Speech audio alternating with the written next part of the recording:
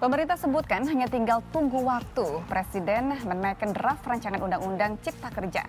Namun apakah masih ada kemungkinan Presiden malah batal menaikkannya? Karena seperti yang kita tahu nih, persoalan draft RUU Cipta Kerja ini juga simpang siur, membingungkan. Paling sederhana jumlah halaman misalnya.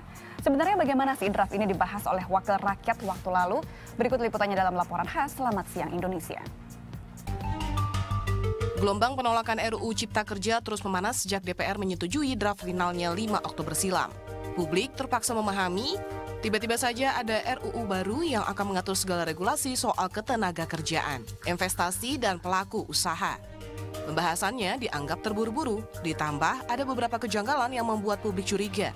Salah satunya soal simpang siur draft RUU Cipta Kerja. Dapur adalah naskah yang dikirim oleh Badan Legislasi.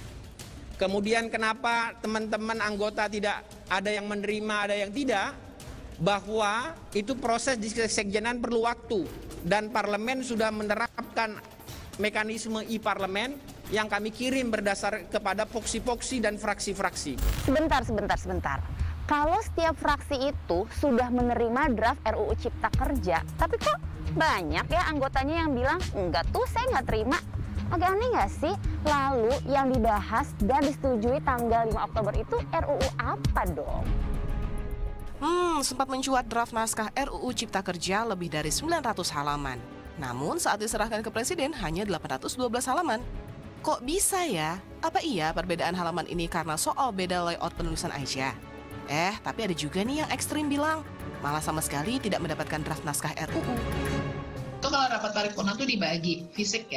Mungkin karena tebel, oke lah kita nunggu sofa. Ternyata sofanya nggak disebar, nggak dibagi. Ada pembicaraan di sekretariat ya. Sekretariat itu mendapatkan kiriman yang tanggal 5 Oktober itu yang 900 berapa halaman, tapi diminta untuk tidak disebarkan karena memang masih belum lengkap. Jadi gini, kalau kan sebetulnya di peraturan DPR-nya di dalam rapat kerja itu dia memang tidak ada pernyataan bahwa harus menyerahkan naskah bersihnya, ada juga dibacakan. Jadi pimpinan membacakan, saya nggak tuh segitu banyak dibacain, kalau kata orang gempor deh gitu. Paling enggak kan mesti ada, kalaupun nggak dibacakan, kita menerima dong supaya kita baca sendiri gitu ya. Nah itu masalahnya belum ada.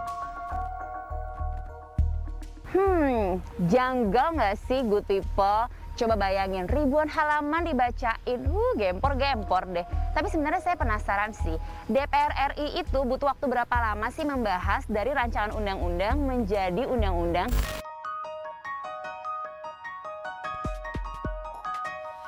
Kalau saya baca-baca dan coba pahami nih, sebenarnya DPR itu sudah harus mulai membahas rancangan undang-undang 60 hari kerja setelah surat presiden diterima.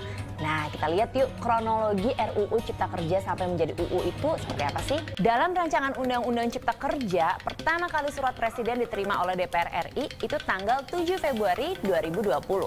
Selanjutnya dibawa dalam rapat balik tanggal 14 April 2020.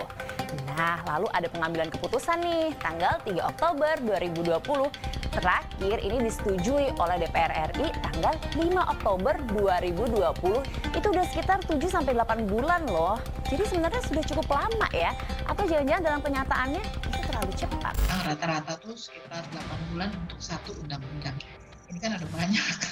Ada lebih dari 70, kebayang nggak sih? Dengan ada yang ditambah, ada yang kurang, dengan metode yang nggak lazim. Metodenya baru nih pertama kali.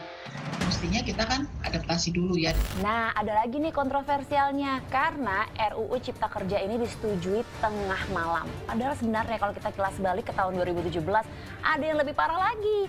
RUU Pemilu itu disahkannya bahkan dini hari.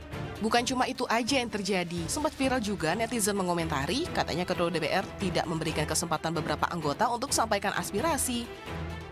Good people, terlepas dari terasanya pembahasan RUU yang dianggap terburu-buru, rasanya sebagai sesama buruh, mari paling tidak telisik draft RUU Cipta Kerja ini. Jangan sampai malah ada oknum-oknum yang menunggangi kepentingan buruh. Dea Gita Oktabari melaporkan untuk NET.